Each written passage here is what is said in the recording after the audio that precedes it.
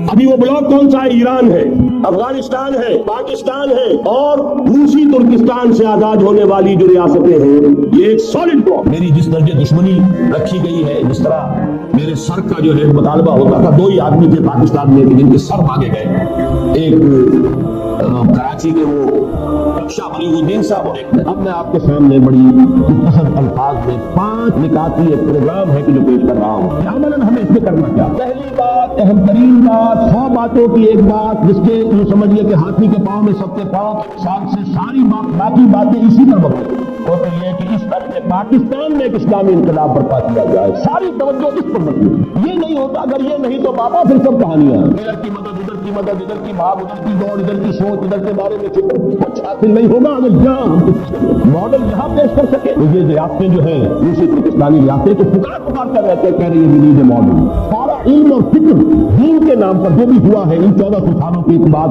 यानी समझिए कि 400 सालों के दौरान जो सेकंड 1000 ईयर है अल्फ सानी, उस सबका जो है वो तो दर हकीकत अमीन पाकिस्तान इस्लाम के नाम पर बनने वाला वाहिद मुल्क। काश के हमारे दोनों जमातों को, मुख्तलिफ तबकात को इस सिलसिले में अपने तरीक़ेकार पर नजर सानी की तौफीक अता हो।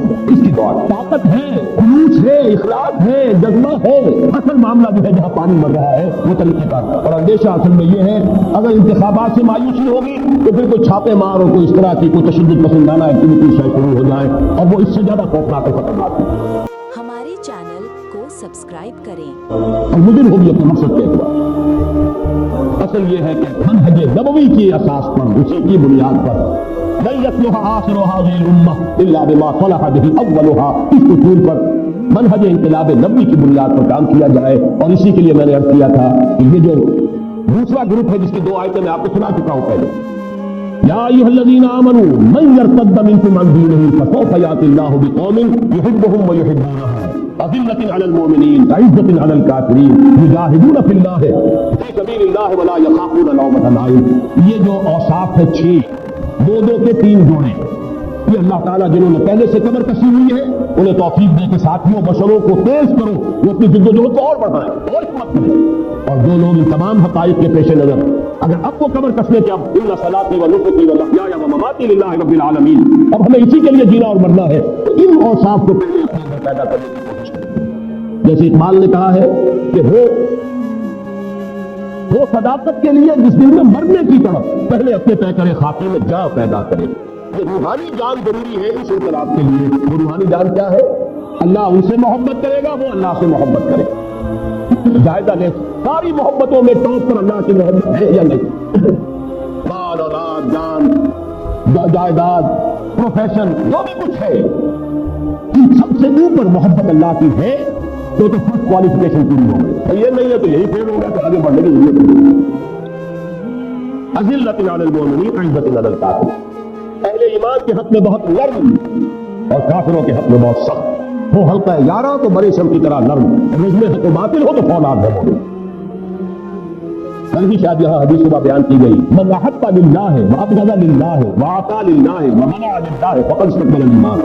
मोहब्बत करो तो सिर्फ अल्लाह के लिए मोहब्बत करो, किसी से दुश्मनी है तो अल्लाह के लिए हो, अपनी किसी जात की रंजिश नहीं बुरा करना, दीन के लिए बहुत हो, नफरत हो दीन की वजह से, ताल्लुक का इंक़िता हो दीन की वजह से, मुबारक हो, लेकिन और किसी वजह से नहीं। किसी से कुछ रोका जाए तो इसलिए कि अल्लाह को उसका रोकना पसंद है, किसी को कुछ दिया जाए तो इसलिए कि अल्लाह को उसका देना पसंद है। ये कैफियत हो जाए तो ईमान की तकमील। तीसरा, युजाहिदून फी सबीलिल्लाह व ला यख़ाफ़ून लौमता लाइम, अल्लाह की राह में जिहाद करे और किसी मलामत करने वाले की मलामत से न डरे, चाहे वो बाप हो, चाहे वो बाप भाई हो, चाहे वो माँ हो, चाहे वो बीवी। करना है, लगाना है अपने आप को अल्लाह के दीन के लिए, कोई राजी हो चाहे नाराज। ये शक्ल नहीं होती। ये 6 औसाफ है, 2 के 3 जोड़े। युहिब्बुहुम व युहिब्बूनहु अज़िल्लतिन अलल मोमिनीन अइज़्ज़तिन अलल काफ़िरीन युजाहिदून फी सबीलिल्लाह व ला यख़ाफ़ून लौमता लाइम।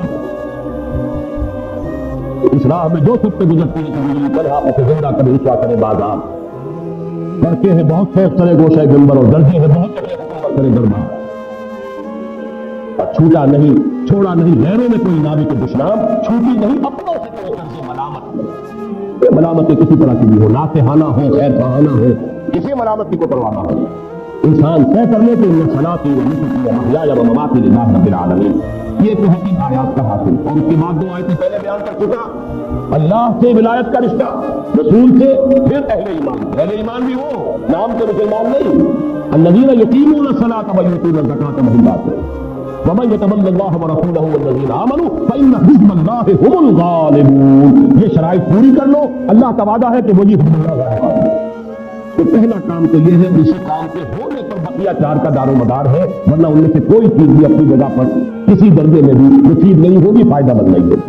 لیکن دوسری چار چیزیں کیا ہے؟ نمبر ایک، بس ایشیائی مسلم بلاک کی طرف پیش قدمی ہونی چاہیے۔ اس ضمن میں جو تجویز آئی ہے ایران کی، پازیٹیو ریسپانس ہونا چاہیے۔ البتہ اس کے ضمن میں جو بات میں نے کہی ہے، تازہ جو ندائے خلافت ہے اس کے سرمست پر جو بات دے دی گئی ہے بڑی تفصیل سے، بڑی خوبصورتی کے ساتھ، کیونکہ ایران پیش رفت کر گیا ہے اپنے تصور اسلام کے مطابق، جو ان کا شیعہ اسلام ہے، ہم پیچھے رہ گئے، اور ہمارے ہاں اسلام کی طرف پیش رفت میں بہت بڑی رکاوٹ یہاں کا شیعہ مکتب فکر ہے، جو برابر کا مدعی ہے، اور ظاہر بات ہے کہ برابری جو ہے تو لا آف دی لینڈ کے لیول پر تو دو قانون نہیں ہو سکتے ملک کی۔ تو میں نے یہ بات کہی ہے، ایران کی حکومت اگر واقعی چاہتی ہے کہ پاکستان کا اور ایران کی واقعی یہی مفاہمت ہو، تو پھر یہ ہے کہ انہیں جو بھی انٹرنل آفیسز ہیں، جو بھی اثرات ہیں برون کار لا کر پاکستان کے اہل تشیعوں کو اس پر آمادہ کرنا چاہیے کہ وہ یہاں وہی صورت اختیار کرنے کو تیار ہوں جو سنیوں کو ایران میں دی گئی ہے۔ اگر یہ ریسپروسٹی ہوئی سب کو بات بڑھ سکتی ہے آگے، ورنہ کیسے بڑھے گا؟ وہاں شکل یہی ہے، لا آف دی لینڈ سے تجاوز کا، چاہے سنی ہو چاہے وہ شیعہ ہو، اس کے اوپر اتفاق ہوگا۔ ایک ملک میں دو لا نہیں ہو سکتے، قانون ملک کی طرف ہاں پرسنل لا میں سنیوں کو اجازت ہے، نماز جیسے چاہے پڑھے، روزہ جس پر چاہے رکھے، جسے چاہے کھولے، اپنے نکاح طلاق کے معاملات آپ اس میں جس طرح چاہے کرے، انہیں اختیار میں نہیں یہی پوزیشن ہے کہ شیعہ کو اختیار کرنا چاہیے، نہیں کریں گے تو ہمیں معلوم ہے کہ بہرحال یہ مائنورٹی اتنی تو نہیں ہے کہ اسے بالکل نظر انداز کیا جا سکے۔ ہماری سروسز میں، ہماری فوج میں، ہماری پولیس میں، ہماری سول سروس میں، بلکہ ان میں تو میں سمجھتا ہوں کہ اپنی اصل جو آبادی کی مناسبت ہے تناسبت سے کہیں پر زیادہ عمل رہا ہے۔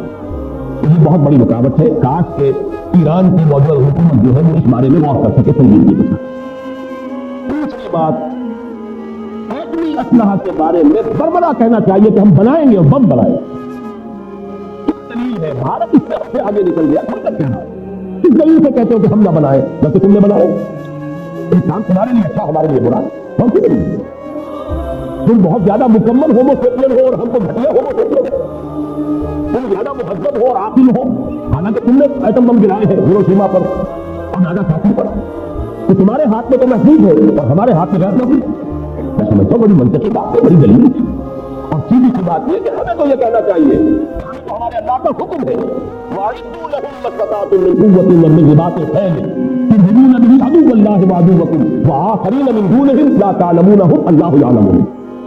جو طاقت بھی فراہم کر سکو اسے فراہم کرو، بندے ہوئے گھوڑے رکھو سدے ہوئے لڑائی کے لیے تیار، تاکہ اس کے ذریعے سے تم اللہ کے دشمنوں کو اور اپنے دشمنوں کو ان کے اوپر دہشت طاری کر سکو، ریت طاری کر سکو، اور اللہ کے اور تمہارے دشمن جو کھلے کھلے وہ تو ہے ہی ہے، ایک اور ہے ففتھ کالونی کمسر جو تمہارے آستین ہے، تاکہ وہ بھی اندر ہی اندر بیٹھا ہوا دہلتا رہے کہ کوئی اسلام مسلمانوں کے خلاف کیا تو ان کی تو نگاہوں کے سامنے تھا، وہ بھی کچھ طاقت ہے مسلمانوں کے خلاف کی۔ ہمیں تو یہ حکم رب ہے، یہ حکم رب ہے جس نے بات شروع کی تھی، یا ایھا الذین آمنوا لا تتخذوا اليہود والنصارى اولیاء، اور اصول فقہ میں نہیں جو ہے وہ امر سے بھی زیادہ غالب ہوتی ہے۔ پہلا حکم تو یہ ہے، وہ ہے ایک چیز سے روک کے ان سے دوستی مت کرو، اس کے ساتھ ورلڈ آرڈر کے ساتھ ان یہود اور عیسائیوں کے گٹھ جوڑ کے ساتھ کوئی مفاہمت مت کرو، نہ بھاگو اور دوڑو انہی کے پاس، انہی کی گود میں اور انہی میں گھسنے کی کوشش کرو اور انہی سے تحفظ حاصل کرنے کی کوشش کرو، یہ در حقیقت قرآن کے حکم کے صاف خلاف ہے۔ اور دوسرا حکم ہمیں یہ ہے، اعدوا لهم ما استطعتم من قوة ومن رباط الخيل ترهبون به عدو الله وعدوكم وآخرين من دونهم لا تعلمونهم الله تعالى۔ اس میں یہ ہے کہ واقعی یہ موقع ایسا ہے، نہ یہ چیلنج ہوگا وقت کے خلاف، یہ چیلنج اگر ہم کر لیں تو یہ ہمارے لیے بہت بڑا موقع ہے، خدا اور خودی کی بات یاب پھر اللہ کی طرف توجہ ہو جائے گا۔ دنیا کے سہارے جب جواب دیں گے تو اللہ کی طرف لا محالہ توجہ ہو جائے گا۔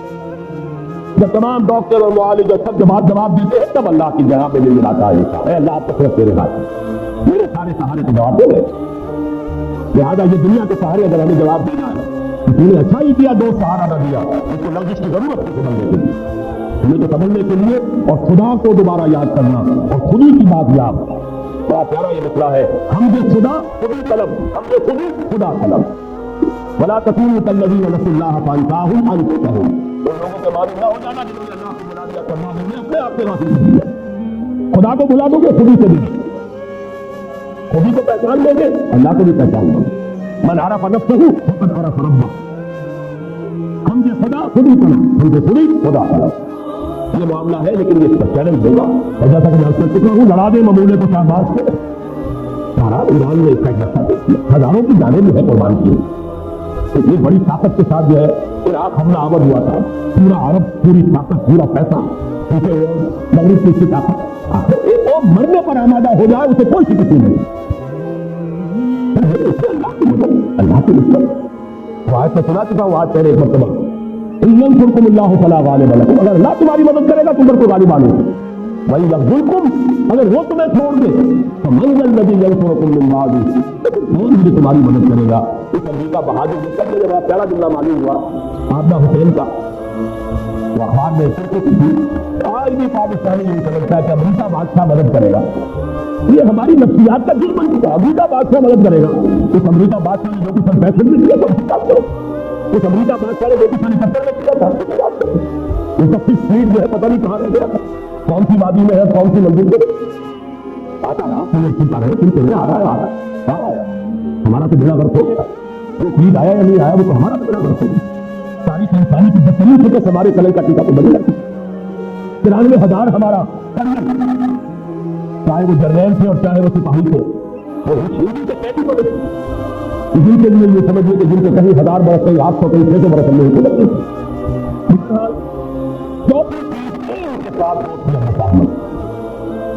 اس لیے مجھے کچھ زیادہ کہنے کی ضرورت نہیں ہے، میں پہلے عرض کر چکا ہوں، لیکن اس میں اس لیے زیادہ کہنے کی ضرورت نہیں کہ یہ ہماری تاریخ کا اسی طرح سے گھس بن گیا ہے، اس کے خلاف کسی کا دیر نہیں ہوگا۔ عارضی طور پر جو شکل پیدا ہوئی ہے وہ یقیناً بہرحال اس وقت کے لیے ہمارے لیے، اگر ہم اس سے جان جائیں تو وہ بھی ایک بڑی ہمارے لیے ایک نعمت ثابت ہو سکتی ہے۔ تو اس کا جو بھی گرم جوشانہ ہماری تائید کی تصویر کے مسئلے وہ کچھ ہوا ہے، ہماری اس پراغات کا حصل کسی بھی ہے پاکستان کی، اس کے باوجود چین جو ہے ابھی چونکہ میں اکثر کہتا ہوں نیو ورلڈ آرڈر کے لیے ابھی وہ ہارڈ نٹ ہے، ابھی وہ کھڑا ہے، ہو سکتا ہے کہ کسی نے ہم کھا جائے، ہم طاقت ملے گی، ظاہری طاقت، اس اعتبار سے اس کے ساتھی مفاہمت۔ آخری بات جس کے لیے وقت نہیں ہے میں صرف اشارہ کر رہا ہوں، بھارت کا مسئلہ ہمارے لیے ہماری نفسیات کے اعتبار سے، ویسے تو وہ نفسیات تقریباً 1000 سالہ پرانی نفسیات ہے، اس کا کہ مظاہرہ ہوا تھا جیسا کہ آج بھی میرا جو مضمون چھپا ہے جنگ میں اندرا گاندھی کا وہ قول میں نے نقل کیا ہے، یہ ڈبل جبر 1000 سالہ شدت کا بدلہ چکا ہے کہ ہندو مسلم نفرت جو ہے وہ بڑی کمی ہے، اس میں ان کی محدودیت کا رد عمل بھی ہے، لیکن اس میں لازماً انگریز نے بھی اپنی ڈیوائڈ اینڈ رول پالیسی کے تحت اس کے اندر شدت پیدا کی ہے۔ اگر کوئی شخص اس کا انکار کرتا ہے تو اس سے بڑا ہے سب کوئی نہیں اور حق کرم کوئی نہیں۔ یہ 3 عامل ہے یہ جو بھی ہمارے درمیان بد اعتمادی ہے، ایک دوسرے کا خوف ہے، ایک دوسرے سے نفرت ہے، اس میں ایک مزاج ہے برہمنی مزاج اور بلیا مزاج، لیکن میں نے آج لکھا اس کو پڑھ لیجیے گا غور سے کہ وہاں سے بلیت تو نہیں ہے، راجپوت بھی تو ہے، برہمن بھی تو نہیں ہے، کدھر بھی تو نہیں، وہ کدھر کے اگر ہم نے کہیں تبلیغ اسلام کا کام کیا ہوتا ریاستی سطح پر کیا بیچارے صوفیوں نے کیا، اپنی ذاتی سطح پر کیا، اگر کہیں ریاستی سطح پر یہاں تبلیغ اسلام کا کام ہوتا تو کوئی ایک کدھر بھی نہ کرتا مسلمان ہو گئے، ہندو تو ہمارا ہے، میں تو برملا کو شروع کرتا ہوں، ہم ہندوؤں کے مجرم ہیں، ہم نے 1000 برس ان پر حکومت کی ہے، لیکن ہم نے بادشاہ کے ساتھ جمائے ہیں، ہم نے تاج محل بنایا ہے، ہم نے اپنے محل استوار کیے ہیں، یہاں کیا کام کیا بیچارے صوفیوں نے کیا ہے، صرف روٹی کھا کر اور نمک کے پانی سے روٹی کھا کر نکل کر وہ کام کرتے رہے، چاہے وہ رحمۃ اللہ علیہ چاہے وہ رحمۃ اللہ، یہ آپ کی پتہ بچاؤ مہاراج اس پورے کی بھی ہمیں خلافی کرنی چاہیے، وہاں 18 کروڑ کم سے کم 15 کی چھٹی نہیں ہے، لیکن 18 کروڑ کے بندے مسلمان ہوتی ہے، اردو زبان ہے جو وہاں کے کونے کونے میں سمجھی جاتی ہے، جو ہمارے لیے ذریعہ بن سکتی ہے۔ اپنے خیالات کو اگر آپ کے پاس ہے پیش پر غافل عمل کوئی اگر دفتر میں ہے، اگر پیغام خداوندی ہے تمہارے پاس پیش شروع کر دیں۔ میں تو آپ کے واقعہ سناتا ہوں کہ رونا آ گیا، بامبے میں مجھے آپ نے خط دکھایا جو مرہٹی زبان میں آپ ترجمہ کر رہے ہیں اس قرآن مجید کا، ایک بڑی ہائی ایجوکیٹڈ ہندو عورت کا خط آیا اور اس نے یہ لکھا جب اس کے سامنے وہ قرآن کا ترجمہ آیا، آپ لوگ کہاں اس کتاب کو آج تک چھپا کر بیٹھے ہوئے تھے؟ بہرحال معاملہ بڑا پیچیدہ ہے بھارت کا، وقت جب ختم ہو گیا ہے تقریباً، میں نے جو کچھ لکھا ہے لکھنا شروع کیا ہے، اس میں بات اور آئے گی۔ ایک بات ضرور کرنا چاہتا ہوں، کشمیر کے مسئلے سے ہٹ کے جو انگریز بھیج کر گیا ہے، باقی چیزیں اپنی جگہ اختلاف رائے کی گنجائش ہے۔ جو بے ایمانی ریڈ کلف میں کی تھی، جس کی وجہ سے کشمیر کی حدی پھنسی ہے، جس کی وجہ سے ہماری جنگیں ہو چکی ہیں، جس کی وجہ سے کوئی مقابلت نہیں ہو سکتی، اس کے بارے میں کوئی شک نہیں کہ انگریز کا پیدا کرنا اس کی بے ایمانی اور اس کی خیانت قدر حقیقت کا آثار ہے۔ اس کے لیے بھی ہم یہی چاہیں وہی میر کا وہ سین پڑھنا نہیں میں چاہتا، جس کے سبب بیمار ہوئے، اب ہم چاہتے ہیں وہی امریکہ ہمارا کشمیر کا مسئلہ حل کر دے۔ ہوگا یہی وہ بندر بہادر سب کھا جائے گا اور ہندوستان اور بھارت دو بلیوں کی طرح بیٹھتے ہوئے نہیں چلے گا، اور ایک نیا اسرائیل کل کے ایشیا میں وہ تو جانتے ہیں جو کہ قوتیں یہاں پر برسر کار ہے، انہیں معلوم ہے انہیں کنٹینمنٹ آف چائنا کا ایک نیا جو ہے منصوبہ جو ہے شروع کرنا پڑے گا، لہٰذا ہونے کو تو دیش چاہیے۔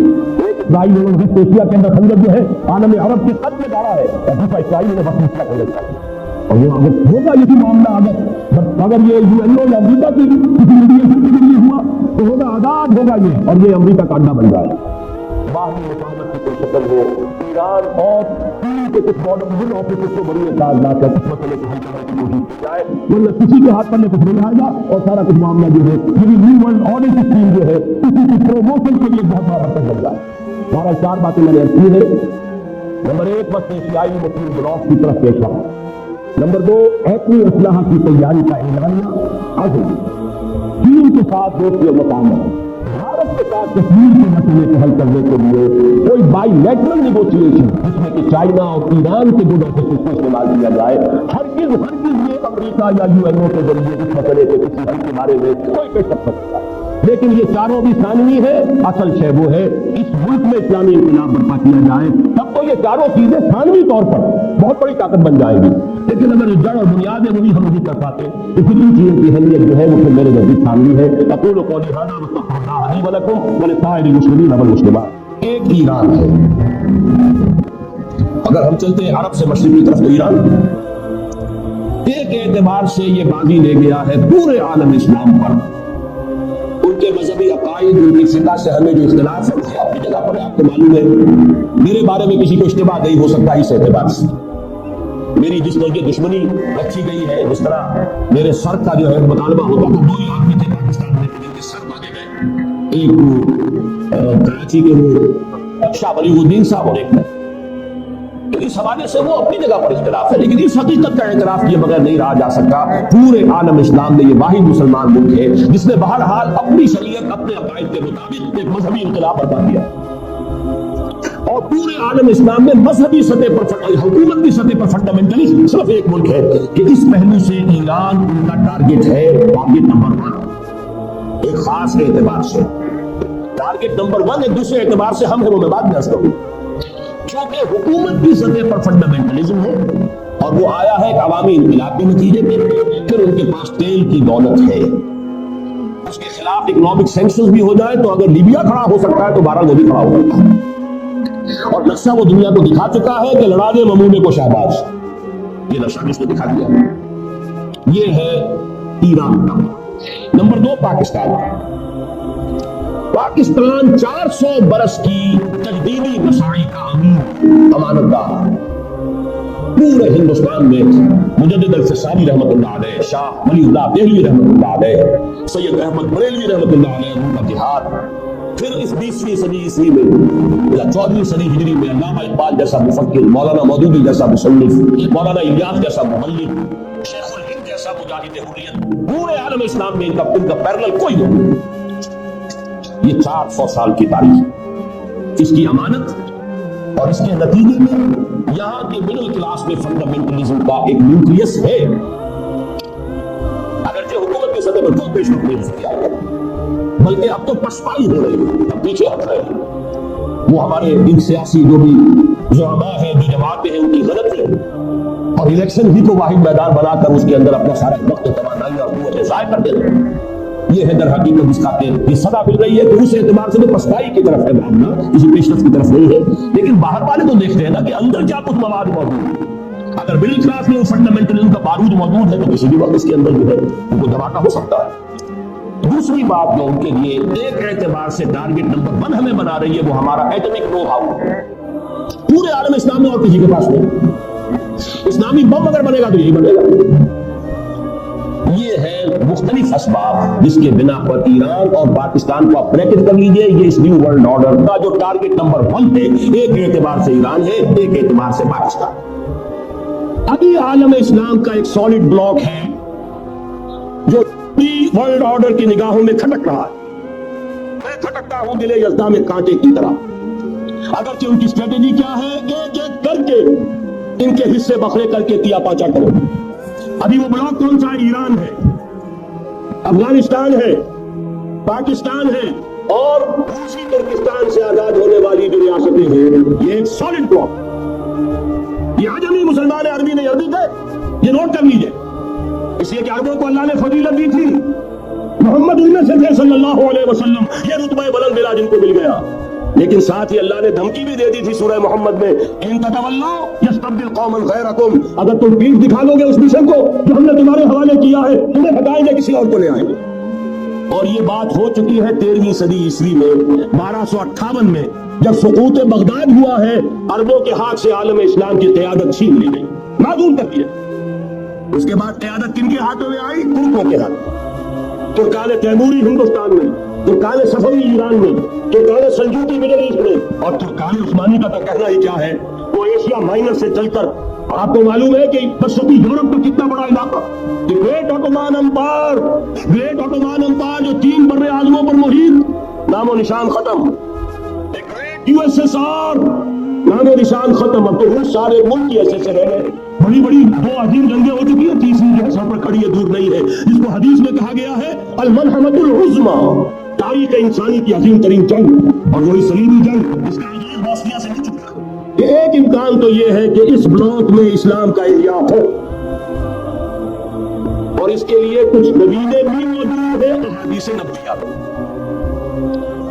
وہ تو آپ نے سنا ہوگا اقبال کا شعر, میرے عرب کو آئی ٹھنڈی ہوا جہاں سے, میرا وطن وہی ہے, میرا وطن وہی ہے. حدیث میں آتا ہے یخرج ناس من المشرق یوقعون للمہدی یعنی سلطان علی, مشرق سے فوجیں نکلیں گی جو کہ مہدی کی حکومت قائم کرے گی. یہ مہدی اہل تشیع کے مہدی اور ہے, ہمارے مہدی اور ہو. اہل تشیع کے عقیدے کے مطابق ان کے بعد میں امام جو روپوش ہو گئے تھے وہ امام مہدی ہے, وہ ظاہر ہو جائیں گے. ابھی امام غائب ہے, پھر وہ ظاہر ہو جائے. ہمارے نزدیک یہ مہدی پیدا ہوں گے یا ہو چکے ہو, اور یہ ہوں گے حضرت فاطمہ کی نسل ہی سے رضی اللہ تعالی عنہا. لیکن عالم عرب کے اندر پھر ایک طاقت بن کر ابھریں گے, باقی کی قوتوں کے خلاف جہاد کریں گے. لیکن ان کو مدد آئے گی 2 طرف سے. ایک زمینی مدد آئے گی مشرق سے, ایک آسمانی مدد آئے گی. عیسیٰ ابن مریم کا نزول, حضرت مسیح علیہ الصلوۃ والسلام جو زندہ آسمان پر اٹھائے گئے تھے نازل ہوں گے. اور در حقیقت ان 2 مددوں کے نتیجے میں پھر یہود کا قلعہ کما ہوگا, اور یہی گریٹر اسرائیل ان کا گریٹر گریو یارڈ بن کر رہے گا, عظیم تر قبرستان بن کر رہے گا. اس کی بڑی واضح حدیثیں موجود ہیں, اس کی بڑی تفصیلی خبریں موجود ہیں. یہ احادیث کی کتب کے اندر بدقسمتی سے ہماری اس کی طرف توجہ. اس وقت جو عالم عرب پر صورتحال پیدا ہو گئی اس میں ہمیں کیا کرنا چاہیے؟ پاکستان کے جو حالات ہیں ان میں کیا مشورے ہیں؟ اب میں ان چیزوں کے بارے میں آپ سے چند باتیں عرض کروں گا. پہلی بات تو یہ ہے کہ مشرق وسطیٰ کے مسئلے میں اس کے پس منظر کو سمجھ لینا چاہیے. ہمارے بہت سے احباب جو ہے وہ فوری طور پر وقتی صورتوں کو, جیسے کہ حالات و واقعات ہوتے ہیں, صرف انہی کے اعتبار سے رائے قائم کرتے ہیں. چیزوں کا پس منظر جو ہے نگاہوں کے سامنے رہنا چاہیے. اس صدی کا ایک مختصر سا نقشہ ذہن میں رکھیے. یہ 20ویں صدی کے آغاز کے وقت جسے ہم پورا کہتے ہیں مڈل ایسٹ, بلکہ صرف مڈل ایسٹ نہیں, پورا شمالی افریقہ سلطنت عثمانیہ کا حصہ تھا, خلافت عثمانیہ. لیبیا, الجزائر, مصر, پورا حجاز, یمن, پورا عراق, شام, اور یہ شام ہی کے حصے ہیں در حقیقت, اردن اور لبنان, یہ سب یہ شام عرب, عراق عرب, یہ پورا علاقہ خلافت عثمانیہ یہ اس کا حصہ ہے. پہلی جنگ عظیم میں انگریزوں نے اردو کو بغاوت پر آمادہ کیا, غداری پر آمادہ کیا. انہوں نے خلافت عثمانیہ کے خلاف بغاوت کی, بیج بوئے ان کے دلوں کے اندر نفرت کو, ابھارا انہیں, تم ترکوں کے غلام کیوں ہو, تمہیں خود حاکم ہونا چاہیے, تم کھڑے ہو جاؤ, ہم مدد کریں گے, تم بغاوت کرو, تم ان ترکوں کے خلاف ہماری مدد کرو, ہم تمہیں آزاد کر دیں گے, تم اپنے پاؤں پر خود کھڑے ہو جاؤ. یہ بہت ہی ہمارے لیے دردناک المیہ ہے پہلی جنگ عظیم کا. کرنل لارنس جیسا شخص برطانوی استعمار اور اس کے نتیجے میں अरबों ने बगावत की। और इस कदर दर्दनाक बात आपको बता रहा हूं, मैं पहली मर्तबा जब सन 62 में हज के लिए गया मदीना मुनव्वरा में, अभी वो रेल के इंजन खड़े हुए थे। ये तुर्की के जमाने में, सल्तनत उस्मानिया के जमाने में बगदाद से मदीने तक रेलवे लाइन थी। ये पूरा एक आलम सल्तनत उस्मानिया, सल्तनत में खिलाफत उस्मानिया, पूरी पूरी ट्रेनें जो है तुर्कों की उड़ाई गई, हजारों तुर्कों को शहीद किया गया। यहां तक कि सहने हरम में शहीद किए गए सैकड़ों तुर्क। ये जुर्म थोड़े नहीं है, मामूली नहीं। आज जिसकी सजा मिल रही है मालूम होना चाहिए कि जवाब कौन से। अब भी जो लोग गए हैं देखा होगा तुर्की का किला मौजूद है ऊपर पहाड़ी के ऊपर, खान का जो सबसे बड़ा दरवाजा है बाबे मलिक अब्दुल अजीज, उसके सामने एक लाइब्रेरी होती थी, अब तो गालिबन वो भी गिरा दी गई है। उसके पीछे पहाड़ी पर तुर्कों का किला है पुराना, उस पर तोपें मौजूद थी। जब बगावत हुई है, जो हरम में आए हुए थे तुर्क फौजी इबादत में रहते हैं, वो तो नमाज पढ़ने आए हुए थे, उनको वहां ज़िबा किया गया है। और तुर्कों ने अपनी तोपें इस्तेमाल नहीं की कि कहीं बैतुल्लाह को कोई न पहुंच जाए। बहरहाल ये गद्दारी हुई है पहली जंग अजीम के दौरान, और न सिर्फ तुर्कों के अरबों ने की है। जैसा कि मैंने कहा था, दो है सबसे बड़े मुजरिम रूए अर्जी के ऊपर उम्मत मुस्लिमा के तबकात। हमारा पंजाबी सिपाही भी जाकर अंग्रेजों की मदद करके एलन बी को कब्जा जो लेकर दिया बगदाद का, उसमें हमारे मुसलमान पंजाबी सिपाही भी शामिल। ये खून चका बाप है हमारी तारीख का इस समय। लेकिन उसके बाद सल्तनत उस्मानिया के टुकड़े हो गए, चिछड़े हो गए। एक अंग्रेज ने लिखा है, ये जुमला जहर में बुझा हुआ जुमला, कि तारीख में ये बात सब हो जाएगी कि एक अंग्रेज ने उस सल्तनत के टुकड़े कर दिए कि जो उमर फारूक ने कायम की थी रज़ी अल्लाह तआला अन्हु। ये पूरा आलम, ये तमाम इलाका किसने पता किया? ये बात हाथ बदल गए थे, तो आ गए, खिलाफत उस्मानियों के पास चली गई, लेकिन ये सल्तनत तो हजरत उमर रज़ी अल्लाह तआला अन्हु के जमाने से चली आ रही थी। उसको एक अंग्रेज कर्नल ने, और उसने बगावत में आबादा करके अरबों को और तुर्कों के पीठ में छुरा घुसवाकर उनके जरिए से और टुकड़े कर दिए। लेकिन जब जंग खत्म हुई, अब इन्होंने कहा कि अब हमें आजादी दीजिए। तो अब उन्हें मालूम हुआ कि गद्दारों को दुनिया में क्या मिलता है। टुकड़े कर दिए गए। ये हिस्सा इराक ये अंग्रेज के पास रहेगा, शाम का ये इलाका ये फ्रांसीसियों के पास रहेगा, मिस्र पर अंग्रेजों का तसल्लुत रहेगा, लीबिया अतालवियों के पास रहेगा। ले देकर ये जो इलाका था हिजाज, तो वहां कुछ था ही नहीं, बेवादिन गैर अजीज़, ये अरबों के पास छोड़ दिया गया। इस वक्त जो बादशाह है शाह हुसैन उर्दुन के, उनके दादा सबसे बड़े गद्दार वही थे, लिहाजा उनको इस इलाके की बादशाह दे दी गई। इसके बाद नज से एक तहरीक उठी है, वो सऊदी जो खानदान है वो नज से उठा। नज में उस वक्त कुछ भी नहीं था, वो तो सिर्फ रेत के कूदे थे, कुछ भी नहीं। लिहाजा उधर किसी इस्तेमारी कुव्वत को देखने की जरूरत ही नहीं थी। वो तो बाद में तेल बरामद हुआ, उसकी हैसियत हो गई, और ये इमारात का इलाका जो है उसकी दुनिया में अब गोया के यूं समझिए कि जो सबसे ज्यादा अहम इलाके हो सकते हैं रूए अर्दी के नक्शे पर, उनमें से एक वो हो गया। लेकिन ये उस वक्त की बात मैं कर रहा हूँ, कोई हैसियत नहीं थी, लिहाजा इसको छोड़ दिया। ये है तारीखी पस मंजर, ये लकीरें जो खींची गई है। ये एक मिल्लत इस्लामिया को जो कौमियतों में तकसीम किया गया, फिर नारे लगवाए गए, अल-मिस्र वल-मिस्रियीन, अश-शाम वल-शामियीन। अब शामी एक अलहदा कौम हो चुके हैं, मिस्री एक अलहदा कौम हो चुके हैं, इराकी एक अलहदा कौम हो चुके हैं। ये सारी तकसीमें इस्तेमार की पैदा करना है, इसका कोई ताल्लुक इस्लाम के साथ नहीं। अब जरूरत तो इस बात की थी कि इस्तेमार के पंजे जब यहां से कुछ हटे, दूसरी जंग अजीम के बाद एक दौर आया, अमेरिका उभरा है दुनिया की आलमी सतह पर सियासत में, उसके यहां कुछ आजादी के तसव्वुरात थे, उसने भी सपोर्ट किया। बरतानिया कमजोर हो चुका था, वो इतने बड़े इलाके को होल्ड नहीं कर सकता था। हिंदुस्तान भी आजाद हुआ, फिर ये कि और दूसरे इलाकों से भी इस्तेमार के पंजे जिस तरह भी हुए, इनके सीनों से, अरबों के सीनों से जो है गोया कि वो हटे। लेकिन अमेरिका ने एक अपनी बहुत बड़ी हिकमत अमली जो इख्तियार की, आलम अरब के सीने में इस्राइल का खंजर पैवस्त कर दिया, ताकि ये कभी आजाद ना होता, हमारे अंगूठे तले रहे, हमारी पॉलिसी गबन करे। ये इस्तेमार का दूसरी जंग अजीम के बाद, जहां बरतानवी इस्तेमार, फ्रांसीसी इस्तेमार रफ्ता रफ्ता ये हटने शुरू हुए। सदर नासिर ने अंग्रेजों को उठाकर फेंका मेडिटेरेनियन में और दूसरे जगहों से। अलजायर ने आजादी हासिल की फ्रांस से, अतालवियों से जो है लीबिया वालों ने आजादी हासिल की, ये हो गया। लेकिन एक खंजर पैबस्त कर दिया गया इस्राइल का सीना अरब। इस सूरत हाल में जाहिर बात है कि एक तो बड़ी आइडियल पोजीशन थी कि पूरा आलम इस्लाम मुत्तहिद हो, लेकिन वो तो बहुत दूर का ख्वाब मालूम होता है। अल्लामा इकबाल से बड़ा कोई नकीब नहीं है मिल्लत इस्लामी की वहदत का। एक हो मुस्लिम हरम की पासबानी के लिए नील के साहिल से लेकर ताबका के काशगर, लेकिन उन्हें भी अपने लेक्चर्स में कहना पड़ा कि इस वक्त जो सूरत हाल है, पूरे आलम इस्लाम की एक वहदत बन जाना तो तकरीबन नामुमकिन नजर आ रहा है। अगर किसी तरह एक कॉमनवेल्थ ऑफ मुस्लिम नेशंस वजूद में आ जाए तो भी बड़ी कामयाबी होगी, लेकिन उससे भी पहले ये तो ज्यादा आसान था कि आलम अरब एक वहदत की शक्ल इख्तियार करे। ये तो एक कौम है, अक्सर व बेहतर एक नस्ल या ज्यादा दो नस्लें कहती थी। शुमारी अफ्रीका में बर्बर नस्ल भी है, बाकी तो सब अरब है। ये पूरा आलम एक नस्ल, एक जबान, पूरे इतने रकबे के ऊपर बोले जाने वाली एक जबान, ये तो एक हो जाए। अफसोस ये है कि इसका एक हो जाना, एक शख्सियत जो मजहबी मिजाज की शख्सियत थी, जो दीनी मिजाज की हामिल शख्सियत थी, अगर उसकी क़यादत में आलम अरब मुत्तहिद हो जाता तो वाक़अतन एक बहुत बड़ा जो है मरहला वो तय हो जाता पूरी आलमी मिल्लत इस्लामिया की एक वहदत इख्तियार करने का। वो शख्सियत थी शाह फैसल शहीद की। और इस लफ्ज़ के साथ ही आपके दिन में आ गया होगा क्यों उन्हें शहीद कर दिया गया, किसने किया कराया, कहां से तालीम हासिल करके आया था वो जिसने शहीद किया शाह फैसल शहीद को। बनी इस्राइल को समझ लीजिए, اسی سے اسیر بنا ہے، اسیر تو کسی کا نہیں ہوتا۔ عبرانی میں اللہ کے لیے ہے، اور اسرائیل کا ترجمہ ہے عبداللہ، اللہ کا غلام، اللہ کے ساتھ بندھا ہوا، اس کی اطاعت کے قلاقے کے اندر۔ یہ اسرائیل یہ لقب ہے حضرت یعقوب علیہ السلام، ان کے 12 بیٹے تھے، 12 بیٹوں سے جو نسل چلی وہ بنی اسرائیل، انہیں میں حضرت موسیٰ کی بعثت ہوئی ہے، تورات میں دی گئی، پھر یہ ایک بہت بڑی امت بنے گی۔ ان پر 4 انوار آ چکے تھے قرآن مجید کے نزول کے وقت، 2 مرتبہ اللہ کی رحمت کی بارشیں ہوئی، انہیں عروج نصیب ہوا، 2 مرتبہ ان کی دنیا پرستی، شہوت پرستی، اللہ کے احکام کو کسی کچھ ڈال دینے کی سزا میں عذاب کے کوڑے اوپر پر سے، اس کا ذکر آیا سورہ بنی اسرائیل کے پہلے رکوع۔ اس وقت جب کہ قرآن نازل ہو رہا ہے، اس وقت وہ اپنے اس زوال کے دور میں تھے۔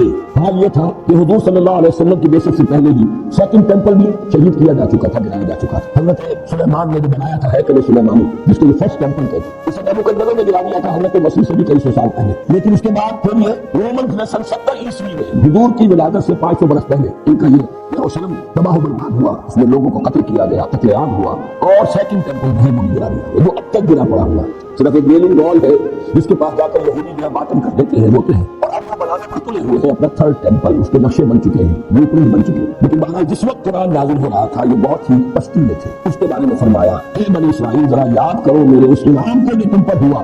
وہ انعام کیا ہے؟ میں نے تمہیں اپنی کتاب دی، نبوت سے سرفراز فرمایا، اپنی شریعت تمہیں عطا فرمائی، تمہیں داؤد، تمہارے اندر داؤد اور سلیمان جیسے بادشاہ اٹھائے، جو بادشاہ نہیں تھے نبی بھی تھے۔ وَأَوْفُوا بِعَهْدِي، اور میرے وعدے کو پورا کرو تاکہ میں بھی اپنے وعدے کو پورا کروں۔ یہ وعدہ ہے وہ کتاب استثناء بھی ہے اولڈ ٹیسٹمنٹ کی، اس کے 18ویں باب کی آیت نمبر 18-19 میں حضرت موسیٰ سے خطاب کر کے اس میں اللہ نے الفاظ فرمائے، میں ان کے بھائیوں میں سے تیرے مانند ایک نبی برپا کروں گا اور اس کے منہ میں اپنا کلام ڈالوں گا، اور وہ وہی کچھ بتائے گا جو میں اس سے کہوں گا۔ یہ گویا کہ حضرت موسیٰ علیہ السلام کی امت کو بتایا جا رہا تھا کہ نبی آخر زمان آئیں گے اور تمہیں انہیں قبول کرنا۔ قرآن مجید میں اس کا بڑا تفصیلی ذکر سورہ اعراف میں آئے گا انشاءاللہ، لیکن یہاں فرمایا اوفوا بعہدی، اوفوا بعہدی، تم میرا عہد پیرا پورا کرو، میرے اس نبی کو تسلیم کرو، اس پر ایمان لاؤ، اس پر خدا پر لبیک کہو، تو میں تمہیں میرے انعام و اکرام اور برکت دے دوں۔ وَإِيَّايَ فَارْهَبُونِ، اور صرف مجھ سے ڈرو۔ وَآمِنُوا بِمَا أَنزَلْتُ مُصَدِّقًا لِمَا مَعَكُمْ، اور ایمان لاؤ اس پر جو میں نے نازل کیا ہے، کہ تمہارے پاس جو تورات ہے اس کی تصدیق کرتے ہوئے آیا۔ اس کے 2 معنی ہے، تو قرآن تصدیق کرتا ہے تورات کی اور انجیل کی، فیہا ھدی ونور، فیہ ھدی ونور،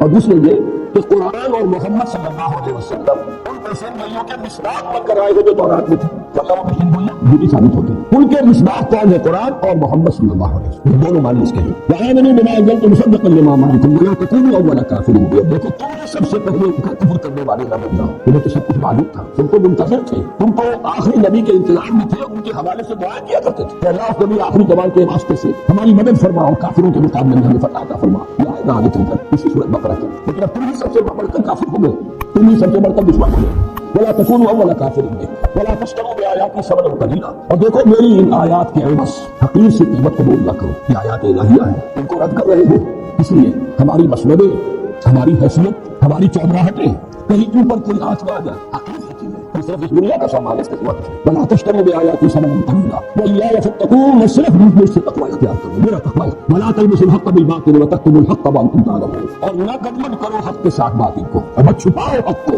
ذرا حالانکہ تم جانتے ہو۔ یہ بات اچھی طرح جانتے بوجھتے کرو، ایک غلط نہیں کرنا، وہ ضلالت سے گمراہی ہے، ایک جان بوجھ کر کرنا، حق کو پہچان کر اسے رد کرنا، یہ پھر اللہ تعالیٰ کے غضب کو دعوت دینا، رعایت اللہ اس کے غضب کو دعوت دینا ہے کہ حق کو پہچان کر اس کی طرف وانتم تعلمون۔ علماء یہود قرآن مجید میں آگے چل کر آئے گا، ایسے پہچانتے تھے محمد کو اور قرآن کو جیسے اپنے بچوں کو، یعرفونہ کما یعرفون ابناءہم، ایسے پہچانتے جیسے کہ وَأَقِیمُوا الصَّلَاةَ وَآتُوا الزَّکَاۃَ، دیکھو نماز قائم کرو، زکات ادا کرو، وَارْکَعُوا مَعَ الرَّاکِعِینَ، اور جھکنے والوں کے ساتھ جھکو۔ یہ اول تو رکوع کو انہوں نے اپنے ہاتھ سے خارج کر دیا، ثانیاً باجماعت نماز ان کے ہاں ختم ہو گئی، وَارْکَعُوا مَعَ الرَّاکِعِینَ، باجماعت نماز کی طرف اشارہ۔ أَتَأْمُرُونَ النَّاسَ بِالْبِرِّ وَتَنْسَوْنَ أَنفُسَکُم، کیا تم لوگوں کو نیکی کا حکم دیتے ہو، تقویٰ کی، پارسائی کی تعلیم دیتے ہو؟ میں کہہ رہا ہوں کہ اصل میں مخاطب کون ہے؟ علماء یہود۔ اس آیت سے ثابت ہو گیا عالم ہمارا بھی جب بھی کھڑا ہوگا اونچے سے اونچا بات کہے گا، اعلیٰ سے اعلیٰ بات کہے گا۔ اکثر بیشتر کا حال یہ ہے کہ ان کا اپنا کردار دیکھیے تو کوئی مناسبت ہی نہیں اس سے بات کہہ رہا ہے، یہ لوگوں کو دعوت دے رہا ہے، اس کو خدا نہیں، میری جماعت میں تو علماء یہود کا کردار بن چکا ہے۔ أَتَأْمُرُونَ النَّاسَ بِالْبِرِّ وَتَنْسَوْنَ أَنفُسَکُم، کیا تم لوگوں کو نیکی کا حکم دیتے ہو اور صرف اپنے آپ کو بھول جاتے ہو؟ وَأَنْتُمْ تَتْلُونَ الْکِتَابَ، یہ سب کچھ تم کر رہے ہو اس حال میں کہ کتاب پڑھتے نہیں ہو، تورات پڑھتے ہو۔ صاحب تورات ہمارے بھی بہت سے علماء کا علماء سود نے ہم کہتے ہیں یہ ہو چکا ہے، خود بدلتے نہیں قرآن کو بدل دیتے ہیں، یہ کس نے اتفاق کیا ہے؟ ہم نے توفیق۔ وَإِذْ نَجَّيْنَاكُمْ مِنْ آلِ فِرْعَوْنَ يَسُومُونَكُمْ سُوءَ الْعَذَابِ يُذَبِّحُونَ أَبْنَاءَكُمْ وَيَسْتَحْيُونَ نِسَاءَكُمْ وَفِي ذَلِكُمْ بَلَاءٌ مِنْ رَبِّكُمْ عَظِيمٌ۔ اس میں چونکہ پہلی مرتبہ لفظ آل فرعون فرعون آ رہا ہے. جیسے بنی اسرائیل کی ہم نے پوری وضاحت کی، اسی طریقے سے آل فرعون کا مفہوم بھی معین کر لیجیے. فرعون یہ ایک طرح کا لقب ہے کہ جو مصری شہنشاہوں کا تھا، جیسے قیصر روم یا ایران کے لیے کسرا یا روس کے بادشاہوں کا ذات مختلف جو ہے یہ تبع یہ تبابع آ رہے ہیں یمن کے، اسی طریقے سے فرعون. لیکن یہ وہی لوگ تھے جو اصل تھے مصر کے رہنے والے قبطی. باقی جو باہر سے لوگ آ کر حکمران ہو گئے تھے انہیں فراعنہ نہیں کہا گیا، یہ ان کا اسی لیے لقب نہیں ہے. یہ قرآن مجید نے بھی سورہ یوسف میں کہیں لفظ فرعون استعمال نہیں کیا. وقال الملک، کہا بادشاہ. یہ انہیں تاریخ والے بھی کہتے ہیں، یہ علیحدہ ایک تھا معاملہ، ان کو ہکسوسٹنگز کہتے ہیں، چرواہے باز. آل کے لفظ کو بھی سمجھ لیجیے کہ یہ لفظ جو ہے ہمارے ہاں خاص طور پر اہل تشیع نے اس کو ایک مفہوم دے دیا ہے کہ آل محمد صلی اللہ علیہ وسلم سے مراد جو ہے وہ صرف حضرت علی کی نسل جو ہے وہی آل محمد میں شامل ہے رضی اللہ تعالیٰ عنہ. لیکن یہ بات صحیح نہیں ہے. آل کا اصل لفظ جو ہے وہ اس کا مفہوم ہے اعلیٰ یعولو، اور آبا یعوبو سے یہ بہت قریب ہے. آبا یعوبو لوٹ آئبونا تائبونا لربنا حامدون. جب سفر واپس آتے تھے حضور صلی اللہ علیہ وسلم تو گھر میں داخل ہوتے ہوئے جو آپ کی زبان الفاظ کہتے تھے اللہ کے شکر کے، اس میں آئبونا تائبونا، ہم لوٹ کر آ رہے ہیں اپنے رب کی طرف توبہ کرتے ہوئے. یعنی گھر میں گھر کے والوں کی طرف بھی آ رہے ہیں، اپنے رب کی طرف بھی. ہر وقت انسان کو توبہ کرنی ہے. تو آبا یعوبو اعلیٰ یعولو لوٹ، اسی سے لفظ تعمیل بنا ہے، کسی شے کے اصل مفہوم کی طرف اسے لوٹانا، یہ تعمیل ہے. اس کی وضاحت جو ہے میں تعارف قرآن کے ضمن میں تفسیر اور تعمیل کے فرق میں اس لفظ کی وضاحت چکا ہوں. تو آل کہتے ہیں کسی بڑی شخصیت کے تمام متبعین منتسبین جو بھی اس کی طرف اپنے آپ کو منسوب ہے. بڑے بڑی شخصیتیں ہیں، بڑی ان کا مقام و مرتبہ ہے، تو ان کے اقدام ہیں، وہ فقاہ ہیں، ان کے اعوان و انصار ہیں، ان کے منتسبین ہیں، ان کے عقیدت مند ہیں، وہ سب کے سب اس کی آل شد، جو بھی ان کے تابعین ہیں اور جو بھی ان کی طرف اپنے آپ کو منسوب ہے. اس معنی میں آل فرعون کا مطلب جو ہے وہ ہے فرعونی، فرعون والے، فرعون کے متبعین، فرعون کے لاؤ لشکری، فرعون کے قوم کے سردار. اس معنی میں قرآن مجید میں لفظ آیا ہے بار بار، اور اسی لفظ کی در حقیقت نفی ہو جاتی ہے کہ آل فرعون سے مراد صرف فرعون کی نسل نہیں، بلکہ یہ کہ وہ تمام قوم جو ہے اس کے اندر جو ان کا وہ طبقہ تھا جو سرداروں کا طبقہ، ملاؤ جو ان کے سردار تھے، جو درباری تھے، اور جو بڑے بڑے ان کے سپہ سالار تھے، بڑے فوجی جو ہے ان کے منصبدار تھے، ان سب کو آل تھا. اس سے لفظ جو ہے اس کے قریب یہ اہل، اہل کسی بھی شخص کے گھر والے جو ہے وہ اہل. یہ آل اور اہل ویسے تھوڑا سا فرق ہے. اور اسی میں اہل و عیال والا جو لفظ ہے، اعلیٰ یعیلو کا مطلب بھی ہوتا ہے عیال دار ہونا، اور اس کے اندر تندرستی کا مفہوم بھی ہے، اس لیے کہ جس کی زیادہ اولاد ہو جائے گی ظاہر بات ہے کہ اس کے اوپر معیشت کا بوجھ زیادہ پڑے گا، معاش کے لیے اسے زیادہ بھاگ دوڑ کرنی پڑے گی. تو اعلیٰ یعیلو جو ہے اس کا مفہوم بھی. تو یہ الفاظ جو ہے عربی زبان میں جو جن کے مادے قریب ہوتے ہیں مفہوم کے اعتبار سے بھی ان میں بڑا قرب ہوتا ہے، ان میں نسبت ہوتی ہے. تو آل فرعون سے مراد یہ جو مصر کا اس وقت کا حکمران تھا. یہ میں جیسا کہ پہلے بھی عرض کر چکا ہوں کہ 200-250 یا 150-200 برس تو گزرے ہیں ان بنی اسرائیل کے مصر میں بڑے ٹھاٹ کے ساتھ، آرام کے ساتھ، عیش کے ساتھ. پھر وہاں ایک انقلاب آیا ہے جس کو آج کی اصطلاح میں ہم کہہ سکتے ہیں نیشنلسٹ ریولوشن. پھر وہاں کی جو اپنے قوم کے لوگ تھے انہوں نے اس کا پستہ الٹ دیا حکومت کا. ایک سوسٹنگز کی بادشاہی ختم ہوئی، ان کو وہاں سے مار بھگایا گیا. ظاہر بات ہے جو ان کے مراعات یافتہ طبقات تھے جو سابقہ بادشاہوں کے، اب وہ معاف ہو گئے، ان پر اعتاب، لہٰذا وہاں سے پھر ان پر تنگی سختی کرنی شروع کی گئی، اور ان کے لیے جو ہے ہر طرح کی ایکسیکیوشن، ان کو اپنے نوکر چاکر بنا لیا، ان سے کھیتوں میں کام دیتے تھے، انہی سے یہ جو ہے تعمیرات کے اندر کام دیتے، بیگار یہ سارا کام جو ہے اس کو آج کی اصطلاح میں ہم سمجھ سکتے ہیں کہ جیسے کہیں پر اس طرح کا کوئی اگر نیشنلسٹ ریولوشن آتا ہے تو پھر سابقہ جو بھی حاکم تھے یا جو اونچے طبقات تھے ان کے خلاف ایک انتقامی جذبات پیدا ہوتے. لہٰذا یہ دور تھا کہ جس میں جب انتہائی شدت پیدا ہوئی تو اللہ تعالیٰ نے پھر حضرت موسیٰ علیہ السلام کو مبعوث فرمایا تاکہ ان کی نجات کا ذریعہ. وَإِذْ نَجَّيْنَاكُم مِّنْ آلِ فِرْعَوْنَ يَسُومُونَكُمْ سُوءَ الْعَذَابِ، جبکہ ہم نے تمہیں نجات دی فرعونیوں سے، قوم فرعون سے، فرعون کے سرداروں سے. ساما یسوم کہتے ہیں کسی کو پریشرائز کرنا، دبانا، جس کے لیے قرآن مجید میں دوسری جگہ پر مستضعفین کا لفظ آیا، جنہیں دبا دیا جائے. تو